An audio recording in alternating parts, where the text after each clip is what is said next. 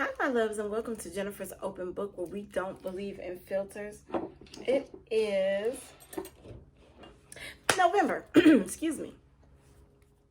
It is the month of Thanksgiving, and I hope you guys have a wonderful Thanksgiving this year. I know it's a little bit difficult because we can't get together the way that we usually do because of the pandemic, but I want you guys to have a safe and happy Thanksgiving. I am going to show you guys how to bake some sweet potato cookies, probably on Thanksgiving Day. So you guys stay tuned for that. But the reason why I brought up the fact that it is November is because it is also Adoption Awareness Month. And this is a very special month for me. Excuse me. Before I get into that, you guys, if you have not already subscribed to this channel, hit your subscribe button, like this video, share this video, leave comments, let me know if you have a story that you want to share on Jennifer's Open Book. Also, go check out some of my other videos and let me know what you think of those videos. So let's get right into this. November is Adoption Awareness Month, and the reason why it's very special to me, if you don't know, for those of you who don't know me, my daughter is adopted. I adopted my baby girl. So I'm going to share the story of the adoption process and everything that I went through to get her. You guys, just a warning, the story is a little long. I'm going to try to shorten it a little bit, but it's a little long. But I want you guys to really listen to this story because it's my favorite story to tell. So, I was in a relationship. I was at the end of a relationship. And towards the end of the relationship, my boyfriend's children's mother fell on hard times. She was having a really hard time. She had nowhere to go. She had 5 children, 3 of which were his, and she needed to bring them to us. And he was living with me at the time. And of course, I could not turn children away. I was getting ready. Seriously, you guys, I was praying. And I was, because I was really in love with this guy, but it was a really bad situation. It was a bad relationship, and it was toxic. It wasn't good for me at all. So I was at the time praying that God remove this man from my life. And I'd sent off for paperwork from an adoption agency, because I had plans on adopting. I was not able to conceive myself. So I decided to adopt. That weekend, she came and dropped the children off before they had a discussion about what to do, and before me and him was able to have our discussion about our relationship and everything. So the children ended up coming to live with us, and of course I couldn't break up with him and put him out my house with these children because he had nowhere to go. Really, he was going to be going from house to house, and I didn't want those children in that situation.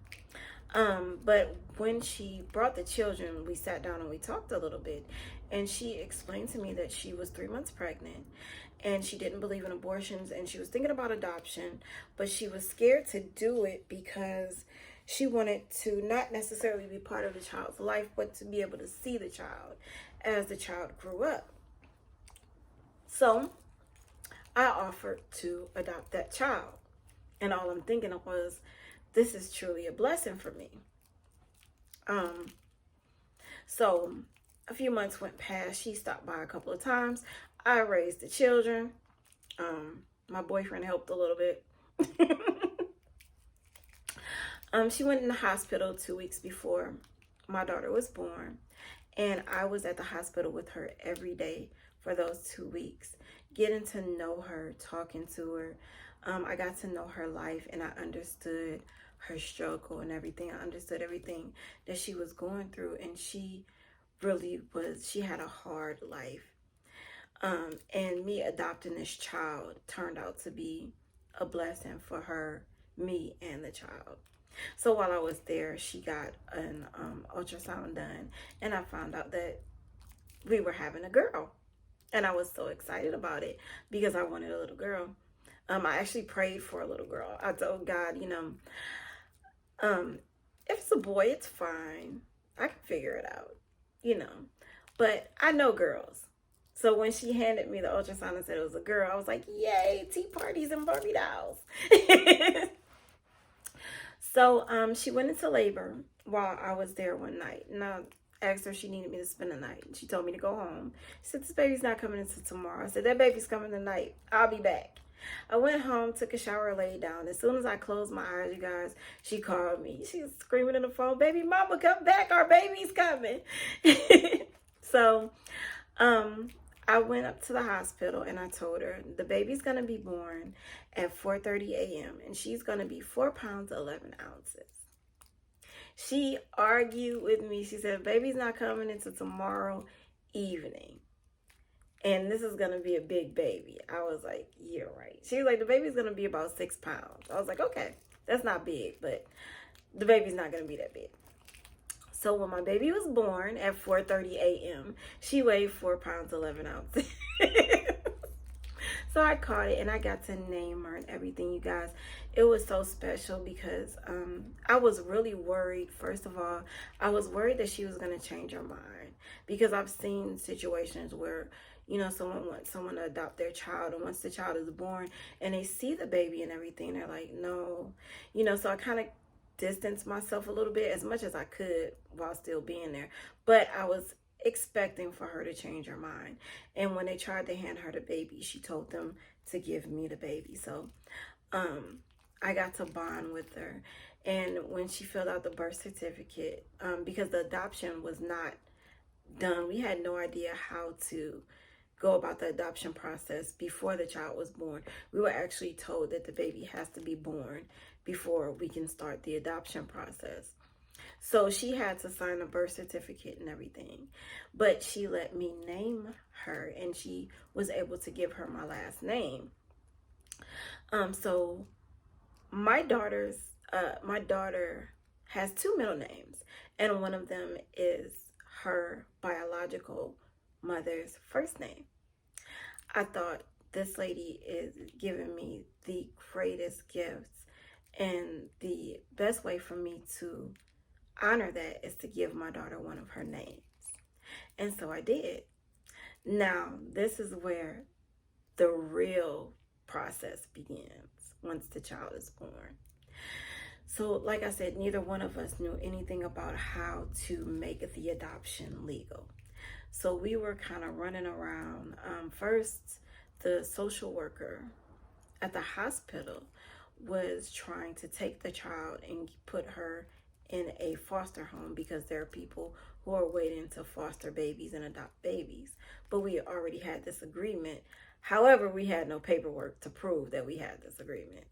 So this lady gave us such a hard time because of the biological mother's situation, and also because I'm blind. So she was giving us a hard time. So what we did was, and I'm telling you guys this story because sometimes you have to do things like this. We went over her head to her supervisor and we got power of attorney. I got power of attorney. So the biological mom, I always want to call her my baby mama. Her biological mom signed the power of attorney. I signed and everything. And so I was able to take my baby out of the hospital when it was time for her to go home. I was able to sign all the paperwork and everything, and I was able to take her home with me. So once that was done, you would think that it would be easy from there. I had a lawyer, a cousin of mine, tell me that if she wrote a letter saying that she was giving me the baby, that would be a legal contract. And so that would be an adoption. Don't let anybody tell you guys this is not true. I got the truth when I went to family court to find out exactly what the process was. I want you guys to know that I saw probably 2 or 3 lawyers before I finally decided to go to family court. And they told me that I needed to hire a lawyer. The people that I went to go see weren't adoption lawyers. They were just, I don't know what kind of lawyers they were, but they were people that we knew. And they had no idea what to do in this situation. It wasn't their practice. So family court said that we had to hire an adoption lawyer. well, I had to hire an adoption lawyer. And so I did. My baby was probably, well, actually, I spoke to a lawyer, an adoption lawyer. They gave me a free consultation. And the free consultation, they just tell you the adoption process. So this is how it went, you guys. Understand my confusion. They said the child has to be in your custody for 6 months before you can adopt. Okay? So I waited until my child was 6 months old. And I went back to the lawyer. And I said, I'm ready for the adoption. So this lawyer was like, no, that's not how that works. So this is how it really works, you guys, if you are interested in adoption. And this is a private adoption. This is not through an agency. So with the private adoption, I have the child already, okay? So you go to a lawyer and you hire this lawyer.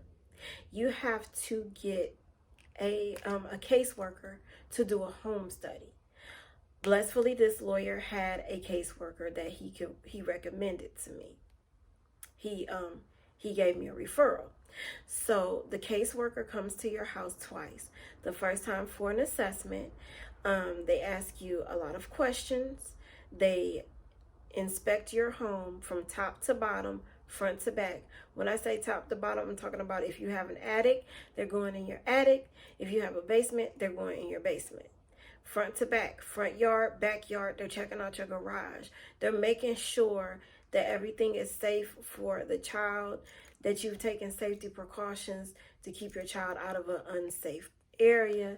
They're checking for everything. When I tell you guys my nerves was so bad, I had no idea whether I had did things right or wrong or what. And I was concerned about me being blind being an issue for these people. Now, it would have been an issue for them, but not for me. And I was prepared to fight for my child. But of course, I didn't want to. But once she did the inspection, she told me everything that I needed to put in, which was a carbon monoxide detector, fire extinguishers, and one of those gates that keep babies from falling down the steps. A childproof gate. So that's all that we needed. Everything else was perfect, which made me feel pretty good.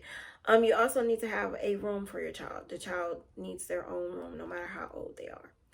So the second visit, the caseworker comes back and does the inspection and make sure that you got everything that she told you to get and everything. Make sure everything is safe. Make sure that everything's okay with the baby. If you had to go to emergency or anything, they want to see the paperwork to make sure that the baby was cleared and everything. Make sure there was no abuse, things like that. They want to see shot records. They want to make sure that you are able to take care of the child financially, which they ask you, but I'm not sure. I cannot remember whether they ask for any paperwork showing you like pay stubs and things like that. But after that, which that doesn't take long at all. You have to set up a custody hearing. So this is where the 6 months custody comes in, you guys. You actually have to go to court to gain custody, legal custody of this child. And a child has to be in your custody for 6 months. Within those 6 months, actually at the custody hearing, you meet the guardian ad litem. And they make an appointment to come to your home. They'll come by maybe once or twice. They'll call just to check on the baby. This person represents the child. So they are the ones who are making sure that the child is taken care of as well as the caseworker. And the caseworker comes to the house to make sure everything is still okay. They want to make sure no one's disputing the adoption and everything. And after that 6 months, you go to court again as long as you have no issues with anyone disputing the adoption, no issues in your home and everything. You get the adoption. The adoption goes through. That's it. Like I said, I was so worried about these people giving me a hard time because I was blind, and these people were so encouraging. The lawyer, when he met me, he was just amazed. And every meeting after that, he was amazed. is an adoption lawyer. And what's so funny about him is that he says he's terrified of being a parent. He asked me, he said, "You're not afraid?" I said, "No, I've been training for this for years." He said, "Oh, I'm so scared to be a parent." Also, the caseworker, I expressed to her my concerns, and she says, "Jennifer, don't worry about anything. I've been to homes where people were fully functional. People can see in their homes were not as immaculate as yours. This place is awesome." The guardian ad litem, she came over and she even brought her baby. She has a son. She has a son that she adopted, and she brought her son over to play with my baby and everything. And she was like, "This is great." And the judge, oh my goodness, the judge was just, my daughter won the judge over.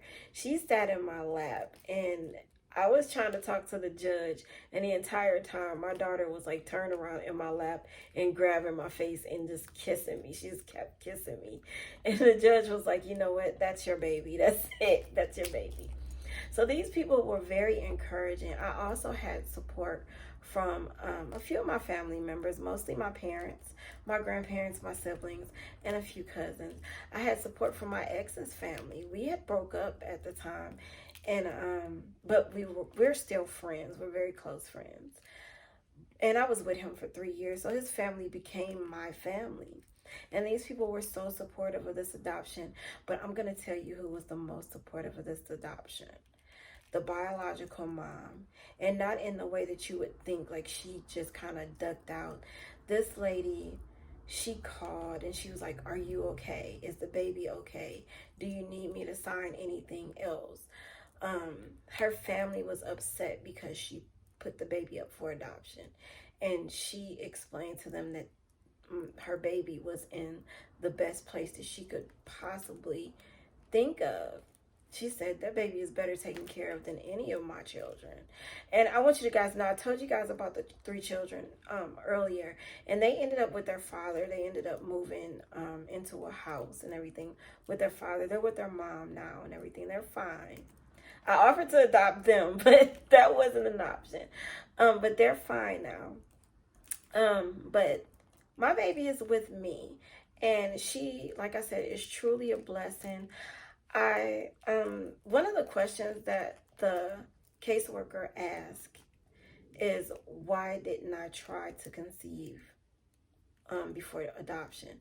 I would have had to go to a fertility clinic and go through testing and all kind of stuff, and that's a lot of money. Okay, that's a lot of money and a lot of things to put your body through. As far as I'm concerned, it's a lot to put your body through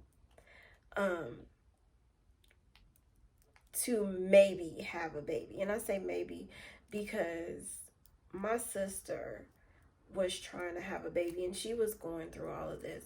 And my poor baby, she went through several miscarriages and stillbirths, and she was not able to conceive. She has 2 children that she did have on her own, her boys, but she was trying after that and she was not able to. It didn't happen for her. And like I said, it seems like a lot to put your body through to have to go through something like that. So adoption was better for me. It was better for me mentally and physically. I told you guys this story because I want to encourage you. If this is something that you are thinking about, if it's something that's in your heart to do it. There are so many children who need good homes, who need someone who's going to love them, to care for them, to protect them. These children are going from house to house in the foster care system and everything, and they don't have any stability. And then people wonder why they grow up and they're not stable, or they're angry or bitter. And it's because they've never had stability. They've never had anyone to show them love. So if it is in your heart to do this, even if you have your own children and you're thinking about adopting, do it. But I will tell you this, and this is especially for my blind and visually impaired people. Not just for you, but especially for you, okay? if this is something that you want to do, the first thing is that you have to want to do it. That's what I wanted to tell you. And this is the case with anything that you want to do, not just with adoption, but in anything. The first thing is that you have to really want to do it. You have to have it in your head, your heart, your spirit, that this is what you are going to do, and nothing and no one is going to stop you from doing it, because people will try to talk you out of it. People will discourage you. I had some discouragements. People were discouraging me. I didn't tell a lot of people about what I was going to do because I knew what their reaction was going to be. And sure enough, after my child was born, that was the reaction that I got, that negativity. But I did not allow it to deter me, because this was something that I wanted to do. I was prepared to do it with no support. I was prepared to do it on my own. I had my Uber fingers ready. I was taking paratransit, whatever, to go see the lawyers. Now, blissfully, I did not have to. My father ended up being really, really supportive. He took me everywhere that I needed to go to get this done. He even went to court with me. And my mom was there. Yeah, my mom was there at the adoption hearing and everything. So I had support, but everybody doesn't have that. Do not let that discourage you. And if you need some encouragement, inbox me. I will send you some encouragement. I will send you some love, and I will coach you on. But don't let anything stop you. If you have the means, you have it in your heart, your head, your spirit to do it. If you are able to do it, do it. Don't let anything stop you.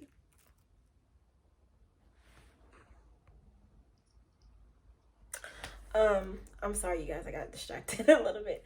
Also, oh my goodness, I lost my train of thought. But I was, like I said, with the adoption, and anything in your life, go ahead and do it, you guys. Like I said, I did this. This was a private adoption. And people aren't just going around like giving away babies like that. So the next time that I do this, I'm going to have to go through an agency or go through foster care. From my understanding, I was trying to get a young lady on. I wasn't able to get her on, but she went through the system to get her children. She adopted 2 children, and she's also blind. And they pay for the lawyers and everything. They take care of that for you. I can tell you the private adoptions are very expensive. That's why I said if you have the means to do it, do it. Private adoptions are very expensive. I think this adoption was almost $5,000, you guys. And from my understanding, that's actually a very low price for lawyers and everything that you have to pay for. But like I said, I was blessed. I am truly blessed, and I appreciate my child. Me and the biological mom have a great relationship. She is not part of our lives, but she is able to watch the child grow up on Facebook. I post pictures and videos and everything so that she can at least see it. She doesn't call anymore. She used to call, but she doesn't call anymore. But like I said, this was truly a blessing. I appreciate you guys letting me share my story with you. If you have any questions for me, let me know. Leave them in the comments, or you guys can inbox me. You guys can find me on Facebook under Jennifer Janelle, Jinnelle. Jennifer is Jinnerfer. So it's under Jennifer Janelle here on Jennifer's Open Book. Like I said, you guys, leave it in the comments and let me know if you have a story to tell. If you are adopted or you have children that you adopted, let me know in the comments.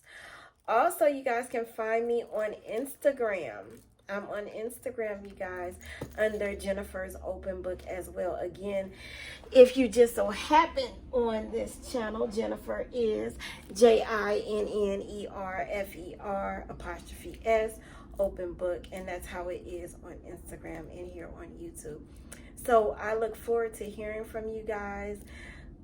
Like I said, go check out some of my other videos and let me know what you think of those, and share this video. It may be encouraging to someone that you know. So until next time, you guys, that's all I have for you. I love you. Bye.